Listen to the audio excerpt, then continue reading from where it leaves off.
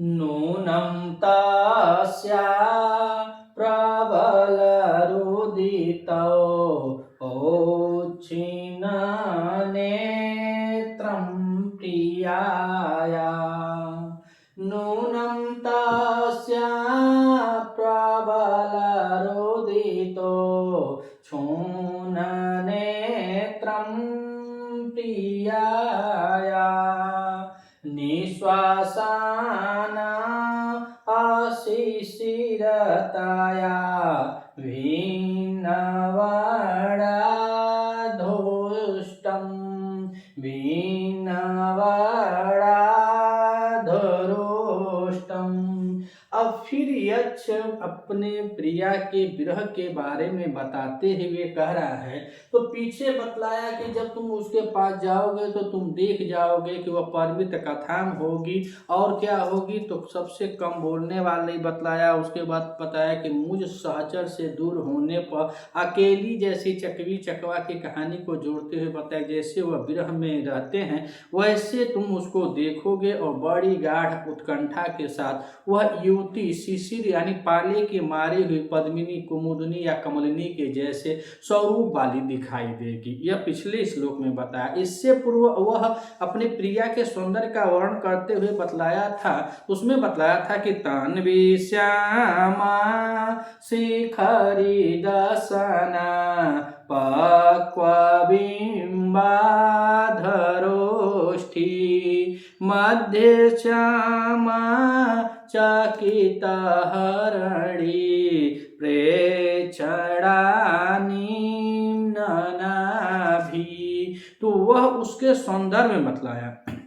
कि वह ऐसी थी, जब वह था तो वह कैसी थी, तो वैसी थी कि तन्वी थी, श्यामा थी, शिखरी दसना थी। लेकिन उसके बाद के श्लोक में अब विरह के बारे में बतला रहा है। तो विरह के बारे में पिछले श्लोक में वह बतलाया कि वह कैसी हो चुकी है, तो उसी को बताया कि वह पाले की मारी हुई जैसे कमलिनी पुष्प अस्त व्यस्त अनेक रूपों वाली हो जाती है, ठीक वैसे ही तुम उसको देखोगे। और पिछले श्लोक को जोड़कर फिर से यहाँ कर है नूनम। नूनम अव्यय पद होता है निश्चित या अवश्य के लिए, तो निश्चित रूप से तस्या मैंने उस अपने यक्षिणी के बारे में बताया गया कि उस यक्षिणी को कैसे देखोगे। तो पहले बताया कि वह कैसी है, तो चितवन उसका हरड़ी ही चित्त प्रेषणानी। चितवन कैसा है, हरड़ी के समान है। जो युवतियां होती हैं, जो नायिकाएं होती हैं, उनका चित्त, उनका चितवन, उनका नजर नेत्र बहुत ही मतलब रमणीय माना जाता है। हरड़ी के समान जो डरी हुई भयभीत हुई हरड़ी होती है उसके समान। लेकिन अब वो हरणी का जो नेत्र बताया था, अब उस प्रिया के बारे में क्या बता रहा है, तो यहाँ पे यक्षिणी के लिए बताएगा। क्या बताएगा, कर तस्या अर्थात उस यक्षिणी का हो गया क्या, तो उच्छून नेत्रम। उच्छून माने सूजा हुआ, नेत्रम माने नेत्र आंख, यानी सूजी हुई आंखों वाली। तो सूजी हुई आंखों वाली कौन है, तो यक्षिणी है। तो यहाँ पे बहुब्रीहि समास हो जाएगा। उच्छेन नेत्र माने सूजी हुई आंखों वाली, और आंखें काहे सूज गई हैं, तो कह रहा प्रबल रुदित। प्रबल माने बहुत, रुदित माने रोना, प्रबल रुदित। और इसमें देखा जाए तो कर्मधारय समास हो जाएगा। कौन सा समास हो जाएगा, कर्मधारय समास।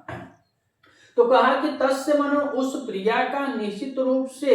जो प्रबल रुदित, मैं नहीं हूं ना, मैं नहीं हूं, मुझसे वह दूर है, तो वह इतना रोती होगी, इतना रोती होगी, यानी प्रबल माने बहुत अधिक रोने से सूझ गए हैं जिनकी आंखें ऐसी मेरी प्रिया। अपने प्रिया के बारे में बताया, पता नहीं वह रोती होगी कि नहीं रोती होगी, वह उसके बारे में सोचती है कि नहीं सोचती है, क्या करती है क्या नहीं करती है, लेकिन यह कल्पना करता है। चूंकि पुरुष है, पुरुष का प्रेम प्रगाढ़ होता है, इसीलिए पुरुष अपने मन से ही कल्पना कर लेता है अपनी प्रिय स्त्री के प्रति। तो यह भी कल्पना कर रहा, देखिए यह छड़ी रोई है कि सोई है कि क्या कर रही है, नाच रही कि गा रही, इसका कोई पता नहीं। लेकिन रामगिरी पर्वत पे यह यक्ष सोच रहा है अपनी प्रियतमा के बारे में, अपनी पत्नी के बारे में कि तस्य उसका क्या हाल होगा, उच्छेन नेत्र हो गया होगा, यानी वो आंखें सूज गई होगी। काहे, तो प्रबल रुदित, मेरे न होने पर बहुत रोई होगी। विरह क्या दिन है, विरह की अवस्था में वह सभी लोग रोते हैं, तो अधिक रोने से उसकी आंखें क्या हो गई होंगी, सूज गई होंगी, ऐसा वह सोच रहा है। और ऐसा सोच रहा है और बता रहा है कि नूनम तस्या, अर्थात उस यक्षिणी की जो आंखें हैं वह अधिक रोने से सूज गई हैं। और नीचे कहा कि निश्वासाना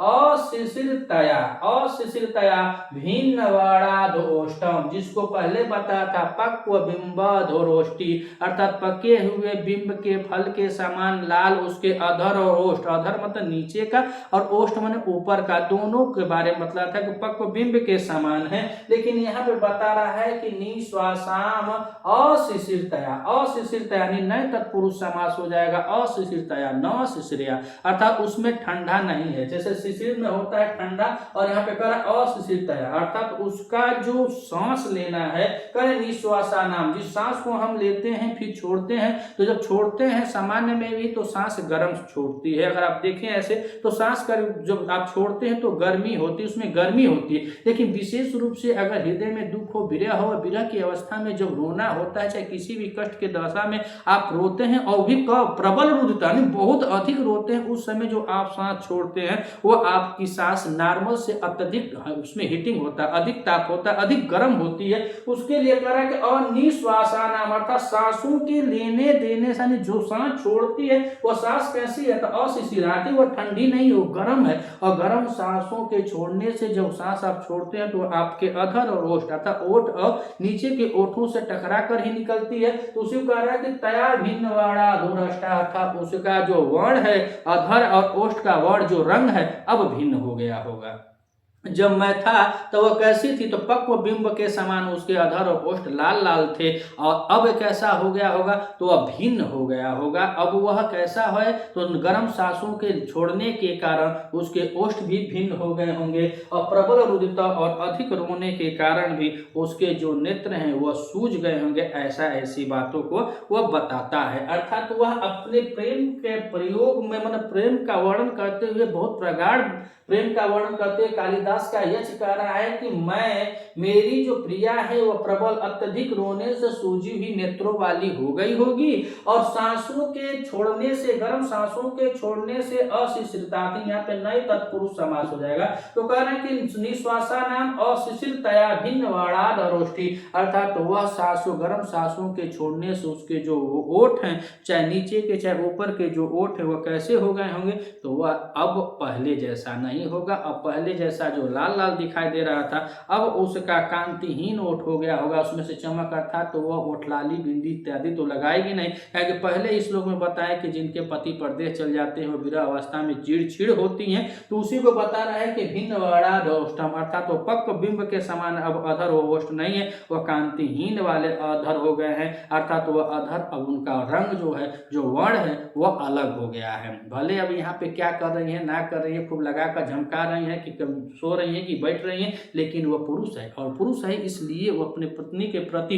इतना प्रेम की प्रगाढ़ता रखते हुए ऐसी ऐसी कल्पनाओं को करता है। इसीलिए देखा जाए तो अधिकतर मर्दों को हार्ट अटैक होता है, कारण कि बहुत सोच लेते हैं। औरतों को हार्ट की बीमारी बहुत कम होती है, उनका हृदय कभी फेल नहीं होता है, लेकिन पुरुष उम्मीद से ज्यादा, अगर आप उम्मीद से ज्यादा कभी किसी के भी पक्ष में सोचते हैं और जब उसको अपने आंखों से उसकी असलियता को देखते हैं ना तो बर्दाश्त नहीं कर पाता, इसलिए हार्ट अटैक की बीमारी मर्दों के बहुत तेज हो गई। अब देखिए यहाँ पे कुछ देखा जाए तो यहाँ पे कुछ है नहीं, बस यक्ष अपनी कल्पना कर रहा है। यक्षिणी सही भाव में है कि नहीं है, आज की यक्षिणी तो यक्ष बराबर दूरसंचार केंद्र से वगैरह वगैरह लोग सुन भी लेते हैं, देख भी लेते हैं, तो तुरंत मर उड़ जाते हैं, लेकिन वह देखा तो है नहीं है, वह उसकी प्रिया क्या कर रही है नहीं कर रही, पीछे भी वियोग में बता रहा है, सो नहीं रही होगी, जाग रही होगी, आगे भी बताएगा, लेकिन हकीकत क्या है उसको तो हम जानते नहीं। लेकिन यक्ष बेचारा अपना बता रहा है कि वो तस्या प्रबल रूल तो उच्छेन नेत्रम प्रिया, अर्थात मेरी जो प्रिया है ना वह बहुत अधिक रोने के कारण उसकी आंखें सूज गई होगी, और गर्म सांसों को छोड़ने से, गर्म सांसों को छोड़ने से उसका जो ओठ था, जो पक्व बिंब के समान ओठ था अब नहीं है, उसका वर्ण, उसका रंग अब बदल गया होगा। अब नीचे कह रहा है कि हस्तन्यास्तम मुखम असकालम व्यक्तिलम बालकत्वा इंदोदैन्यम त्वदनुसरण क्लिष्टकान्ते विभक्ति, क्लिष्टकान्ते विभक्ति, विभर्ती मतलब धारण कर रहा है, का धारण कर रहा है तो अब इसमें बताएगा। तो क्रियापद है और इसमें देखा जाए तो यहाँ पे भ्री धातु है, भ्री धातु के साथ या लट लकार में प्रथम पुरुष एक वचन की क्रिया है विभर्ती माने धारण करना। अब कह रहा है कि हस्तम न्यस्तम, हस्तम न्यस्तम सप्तमी विभक्ति हो जाएगी मुखम असकलम, अर्थात न्यस्तम माने रखा हुआ हाथ पर, यानी हाथों पर रखी है क्या अपने मुख पर, ऐसे वो हाथ को अपने मुख पर रखी है। तो वही बता रहा है कि अपने मुख पे अपने हाथ पर वह मुख को रखी हुई असकलम व्यक्ति लंबा अलकत्वा, असकलम बता रहा है। असकलम को बताया जाता है कि जो असकलम अर्थात तो वह पूरा शौक श्रृंगार नहीं करती होगी, वह पूरा आराम से जैसे सादा ड्रेस में रहा जाता है उसी के बारे में बता रहा है कि असकलम अर्थात जो पीछे बताया था कि उसकी जो नायिका है वह कैसी है तो प्रोषित भर्तिका है, अर्थात पतिव्रता है। और पतिव्रता जो स्त्री है अपने पति के दूर रहने पर किसी प्रकार का शौक श्रृंगार नहीं करती है, अर्थात यक्षिणी जो है वह श्रृंगार नहीं की होगी, और श्रृंगार नहीं की होगी तो वहां पे कह रहा है कि लंबे लंबे जो केस पीछे बतलाया श्लोकों में, तो कह रहा है लंबा अलकत्वा, जो उसके लंबे लंबे बाल हैं, जो लंबे लंबे केसों के बारे में बतला चुका है। तो असकलम है अर्थात सजी धजी नहीं है, श्रृंगार नहीं की है, अर्थात वह हस्त न्यस्तम मुखम अर्थात वह हाथ पर अपने मुख को रखी हुई है। और कैसे है तो कह असकलम व्यक्ति अर्थात उसके जो जीर्ण छीड़ बाल हैं, कुछ केस हैं जो इधर भी लटक रहेंगे उधर भी लटके रहेंगे, बड़े बड़े बाल हैं, तो उन बालों से क्या हो गया उसका मुख ढक गया है। आधा अधूरा मुख दिखाई दे रहा है, पूरा मुख नहीं दिखाई देगा। आधा तो पहले वो हाथ पे ऐसे रख ली है मुख को, और दूसरे केसों के ढकने के कारण उसका मुख क्या है वह दिखाई नहीं दे रहा है। तो छीड़ कांति वाला कह रहे का कांति विभर्ती अर्थात वह कांति यानी छीड़ कांति, क्लिष्ट माने छीड़ होना, कांति माने क्रांति को, विभक्ति माने धारण करना, वह नष्ट कांति वाला हो गई होगी। उसका चेहरा जो है जो मैं था तो जगमग जगमग जल रहा था, बल रहा था, मेकअप वोकअप लगा पूरा चौचक थी, लेकिन अब मेरे वियोग में वह कैसी हो गई है तो उसके केस उसके बाल चारों तरफ चेहरे पर लटक गए होंगे। जब उसको तुम देखोगे तो उसकी कांति जो हो गई वह नष्ट हो गई होगी, अतः नष्ट कांति को धारण करने वाली होगी। अब काहे होगी तो बताया आगे एग्जाम्पल दिया कि त्वद मतलब मेघ के अनुसरण करने पर इंदु दैन्य अर्थात जब मेघ आता है तो मेघ का कलर कैसा होता है काला होता है, और केस अर्थात बाल का कलर कैसा होता है काला होता है। अब यहाँ पे वो बता रहा है कि जो मेरी वाली है ना वो एकदम चंद्रमा के समान चमकती है, एकदम चमकती है, एकदम उज्जवल है, गोर है, और इतना गोर है कि वह चंद्रमा के समान है। तो कही कह रहा है कि त्वद अनुसरण तुम्हारे आने पर इंदु दैन तुम्हारे आने पे अर्थात जैसे आकाश में मेघ आता है और चंद्रमा लगा रहता है, चंद्रमा पूरा उगा होता है, लेकिन मेघ जब आता है तो उसकी कांति ढक जाती है, उसकी चमक ढक जाती है। ठीक वैसे ही गुरु अगर देखा जाए तो कह रहा है कि मेरे वियोग में उसके जो बाल है ना वह असकल व्यक्ति अर्थात तो उसका जो चेहरा है ना वह ढक गया है, उसका चेहरा भी उसी प्रकार ढका हुआ है जैसे तुम्हारा अनुसरण करने पर चंद्रमा की कांति ढक जाती है। ठीक मेरी वाली के चेहरे की कांति क्लिष्ट कांति विभर्ती अर्थात वह नष्ट कांति वाली हो गई होगी। अब तुम जाओगे तो वह रंगत नहीं है, वह संगत जो मेरे साथ थी मेरे संगत से ही रंगत थी, लेकिन अब वह रंगत नहीं प्राप्त होगी, उसकी कांति उसके चेहरे की जो चमक थी वह अभी अब खत्म हो चुकी होगी। इसीलिए कह रहा है क्लिष्ट कांति विभर्ती अर्थात नष्ट हुई कांति वाली कौन है तो मेरी प्रिया है। और उदाहरण दिया यहाँ पे त्वद अनुसरण तुम्हारा अनुसरण करने पे मेघ के आने पर जैसे चंद्रमा इंदु दैन्य अर्थात चंद्रमा के आने पर जैसे उसकी कांति मेघ के आने पे माफ कीजिएगा मेघ के आने पर चंद्रमा की कांति जैसे छीड़ हो जाती है, ठीक वैसे ही बालों के अलग के लहर गिर जाने से मेरी वाली की जो चेहरे की कांति है वह कैसी होगी क्लिष्ट हो गई होगी, नष्ट हो गई होगी। तो नष्ट कांति वाली विभर्ती माने कांति को वह धारण कर रही होगी, पहले जैसी नहीं है, इतना वियोगी इतना विह्वल वह विरह में अपनी प्रीतमा के बारे में बतला रहा है। तो आइए और देखते हैं कि नूनम तस्या प्रबल रुदितो ओछुने नेत्रम प्रियाया। तो कह रहा है तस्य माने यक्षणी को कह रहा है कि प्रबल माने अत्यधिक रोने से उत्छन, और यहाँ पे देखें तो यहाँ पे उत है और उत उपसर्ग पूर्वक धातु की बात करें तो शिव धातु है, शिव धातु के साथ कत प्रत्यय लगा हुआ है। तो कह रहे हैं कि अत्यधिक रोने के कारण वो छूने नेत्र सूजी ही नेत्रों वाली मेरी प्रिया का निश्वासा नाम, अर्थात जिनका सांस लेने से बता निश्वासा नाम, अर्थात सांस लेने से अशिशिलतया अर्थात गर्म गर्म सांसों को लेने से भिन्नवाड़ा अधोरष्टम, अर्थात भिन्नवाड़ा क्या हो गया, भिन्नवाड़ा में देखा जाए तो बहुब्रीहि समास हो जाएगा। कहा है कि उसके पहले बताया था कि पक्व बिंब अधोरष्टि है, अर्थात पक्व बिंब के समान वह कैसी लाल है, लेकिन अब बता रहा है ये विरह के अवस्था में गर्म सांसों को लेने से उसका जो ओठ है, अधर ओठ है, नीचे और ऊपर के दोनों ओठ, अब लिपस्टिक ओठलाली नहीं लगी हुई, एकदम अधर वर्ण के हो गए, यानी अलग मतलब अलग अलग वर्ण के हो गए, भिन्न वर्ण हो गए हैं, अब काले सावले जैसे हो गए हैं, लेकिन कह रहे हैं भिन्न वर्ण के हो गए हैं, आपको वो लाल वाला अब नहीं दिखाएगा। अब आगे कह रहे हैं कि हस्तन्यस्तम, और यहाँ पे न्यस्तम, न्यस्तम में देखें तो यहाँ पे नी उपसर्ग है, नी उपसर्ग है, नी उपसर्ग के बाद अस धातु है, अस धातु के साथ कत प्रत्यय लगा हुआ सप्तमी विभक्ति है। तो हस्त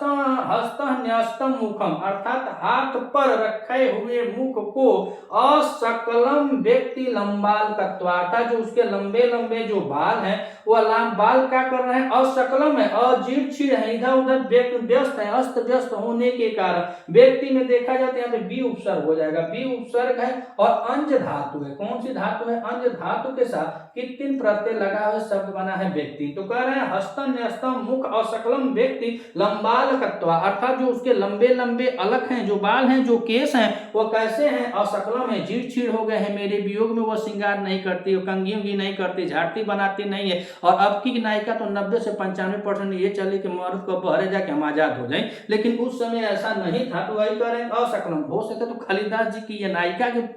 हम कह लें कि नायिका इनकी ऐसी नहीं थी, यह अच्छा होगा। तो असकलम अर्थात तो वह उनकी जो नायिका है, जो यक्षिणी है, अपने पति के वियोग में श्रृंगार नहीं करती है, जिसके उसके बाल उसके चेहरे पे लटक जाते हैं। जब उसके बाल लटक जाते हैं तो कैसे लटकते हैं, तो नीचे उदाहरण दिए कि त्वद अनुसरण, त्वद माने मेघ का अनुसरण करने में, जैसे मेघ आता है बादल में तो उसको बता रहे हैं। तो अनुसरण में देखें तो अनि उपसर्ग हो जाएगा, और धातु की बात करें श्रीय धातु है और उसके बाद ल्युट प्रत्यय लगा हुआ, कौन सा प्रत्यय है, ल्युट प्रत्यय है। तो कह रहे त्वद अनुसरण, तुम्हारा अनुसरण करने पर इंदु दैन्य, जैसे इंदु मतलब चंद्रमा की दशा दयनीय हो जाती है, चंद्रमा पूरा चमकता है, उसकी कांति होती है, लेकिन मेघ जैसे आता है आकाश में उसकी कांति क्षीण हो जाती है, ठीक वैसे ही क्लिष्ट कांति विभर्ती, ठीक वैसे ही नष्ट कांति वाली रूप को विभर्ती माने धारण करना, ऐसे रूप वाली हो गई होगी, उसके चेहरे की कांति खत्म हो गई होगी, अब वैसी नहीं दिखेगी जो इससे पहले वह बतलाया था कि तानवी श्यामा वाला में बतलाया कि तानवी श्यामा थी, मध्य क्षमा थी इत्यादि वह बता, शिखरी दसना थी, चकित हरिणी प्रेक्षणा थी, ऐसी अब वह नहीं दिखेगी। अब कैसी दिखेगी, तो अब वह बताया कि सूजे नेत्रों वाली होगी, उसके ओठ के रंग भिन्न भिन्न हो गए होंगे, अनेक अलग वर्ण के हो गए होंगे, और हाथों पे मुख को रखने से जो उसकी कांति है, उसके केसों के कांति से, यानी उसके केस जो है उस केसों से उसके चेहरे की कांति ढक गई होगी, ऐसे ढकी हुई मलिन पड़ी हुई कांति वाली या कांति वाले रूप को धारण करने वाली तुमको दिखेगी। यह यक्ष बताता है कि जब तुम वहां जाओगे तब ऐसे ऐसे जब जिसके अंदर गुण मिलेगा उसको समझना कि वही मेरी वाली है। अगर आप इस चैनल पर नए हैं तो चैनल को सब्सक्राइब कीजिएगा, वीडियो अगर आपको अच्छी लगे तो अपने मित्रों तक अधिक से अधिक शेयर कीजिएगा। मिलते हैं अगले वीडियो में, तब तक के लिए नमः संस्कृत।